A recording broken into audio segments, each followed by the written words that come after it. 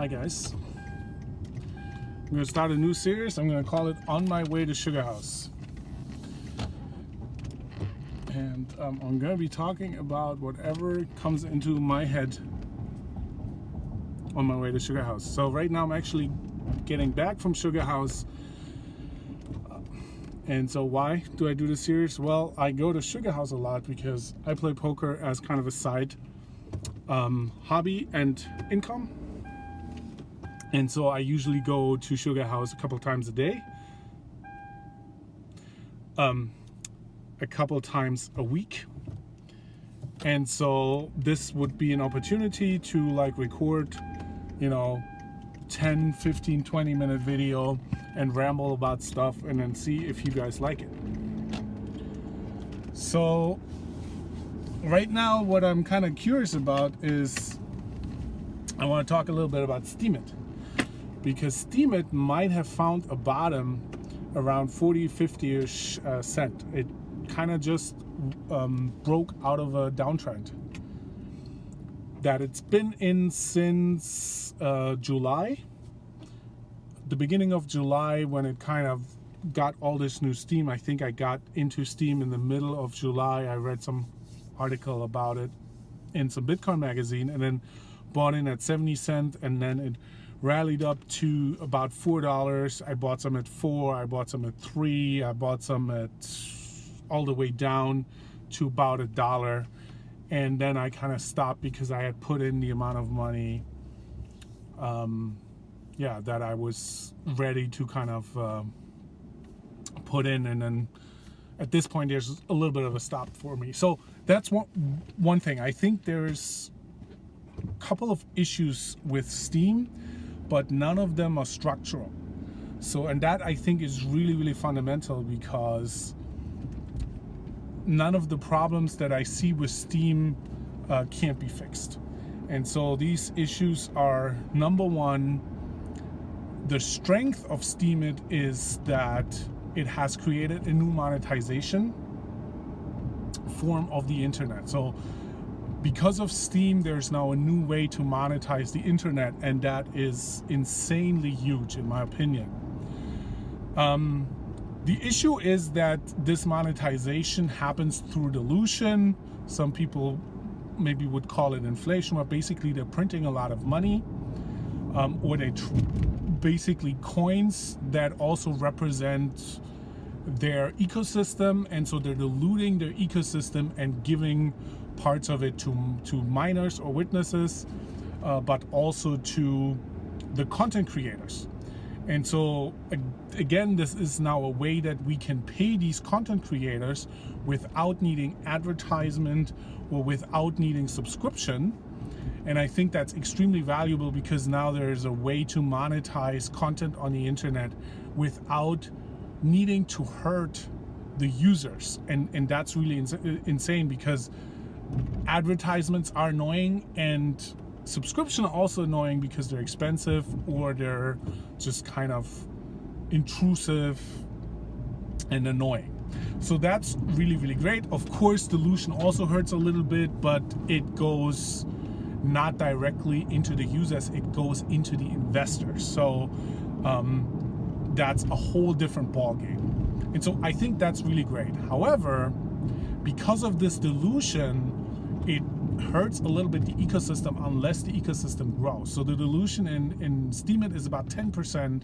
And so if the ecosystem doesn't grow over 10%, then basically the ecosystem hurts. And as a result, people will flee it. So that, I think, long-term is a little bit of an issue. Short-term, maybe not so much. So, but I think there is a solution for that. I've actually written an article on Steem that a simple solution would be to use bounties. And yeah, so bounties would be a simple solution, in my opinion, to allow outside money to come in a positive way, in a way that actually grows the ecosystem instead of destroying it. So if you have a subscription or if you have an advertisement, you're actually hurting the ecosystem, because they're both annoying or hold away users basically. But if you create a bounty, it actually creates new users. So for instance, the way I envision a bounty is that somebody from the outside can basically put a bounty on something, on an article, on a question, or even on a topic. And thereby basically saying, I will give people money who contribute to this topic or answer my question.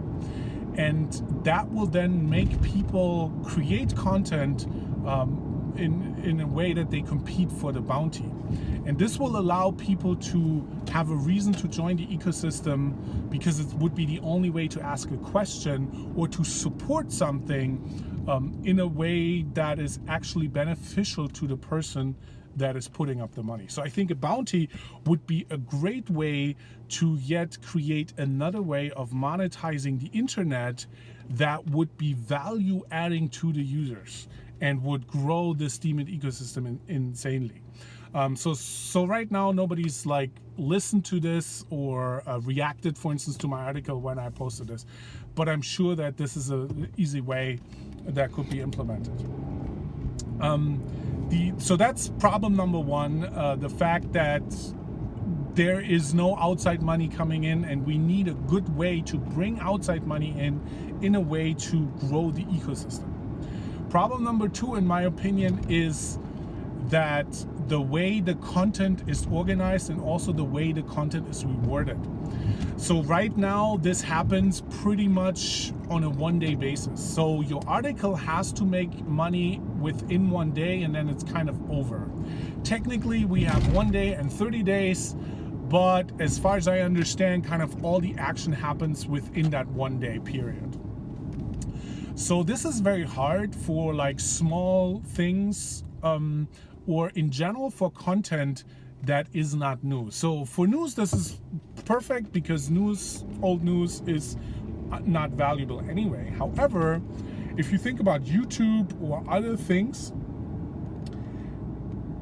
there's a lot of value for stuff that is on this side, you know, for a long time and might be just as valuable a year from now. So for instance, I'm right now looking to go on a trip to Hawaii, and you know, I would really like to know what to do. And so I'm going to YouTube, I'm looking for travel guides, you know, I'm looking for articles and whatever, just to kind of understand what I should look into when I go on a trip to Hawaii. And so that would be a perfect example for Steem. So it would be great if I could actually put up a bounty, ask the question and say, hey guys, here's $50. I might go to Hawaii. Can somebody give me some tips? And then I might explain things I'm looking for, blah, blah, blah. And so now some guys could compete for that. And in the future, if somebody has a similar question, also wants to go to Hawaii, they might find the answers to my question really valuable and they might vote for it. So it would actually be really important that people can vote for it for years to come. And so this to me is a problem, that articles have to kind of work within 1 day. Again, this works for some specific content, but in general, this is an issue. The other issue is also that when I go to Steem, the only thing I kind of get is what's happening today. So if I'm into art, I can find art stuff on Steem, art that was submitted today, but it's fairly hard for me to find other articles. So think about how YouTube works when you watch one type of video. Yeah, by the way, this is Philly City, so it is bumpy. So think about, you know, when you go to YouTube and you watch something, you immediately get like 10 other videos that are similar to the one you just watched. And so this is the type of content association that does not work on Steem, for the reason of the rewards and also just the way kind of the search works and the way the website is made up. So I think this from a display perspective, this could be very easily solved by just changing the way suggestions or other articles are being displayed. And it's also okay because Steemit is right now in beta, and so this is something that could very easily be done.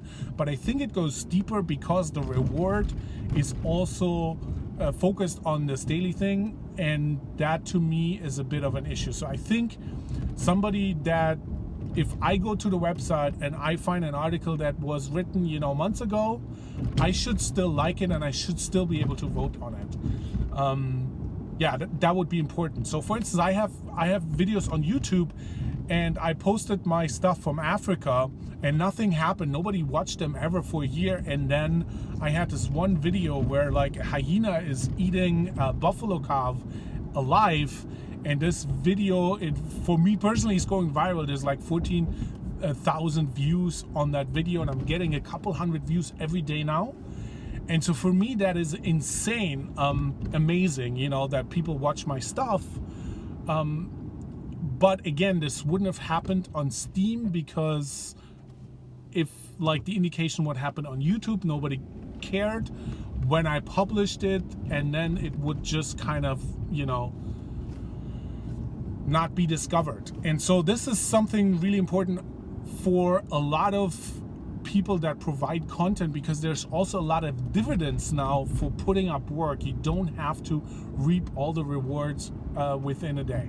So that's, I think, a big thing that should be addressed. And then the other thing is the voting itself. The voting itself happens kind of in the skill game perspective. So you get rewarded for curating content.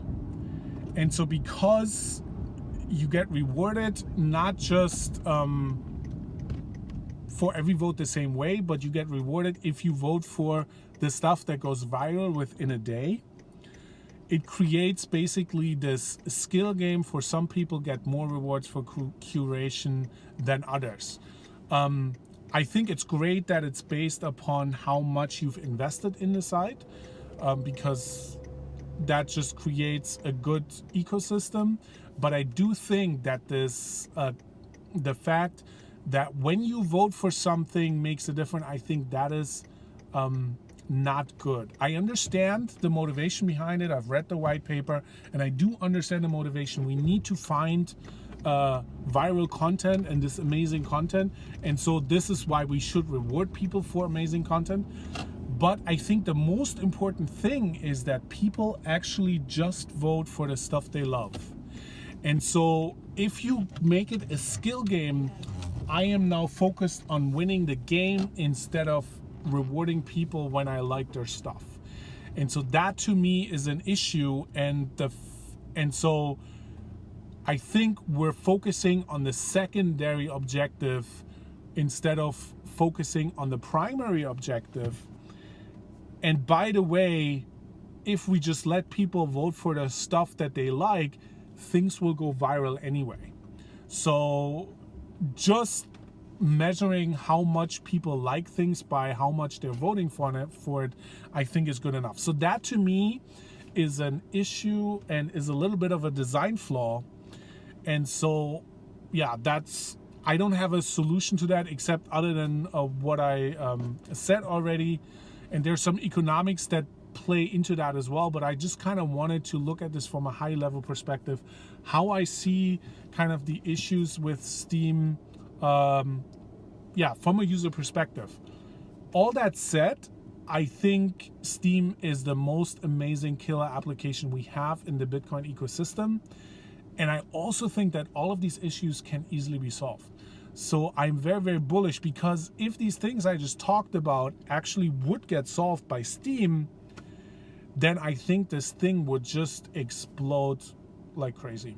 All right, thank you. I've gone home. This was 14 minutes from the sugar house all the way to my house.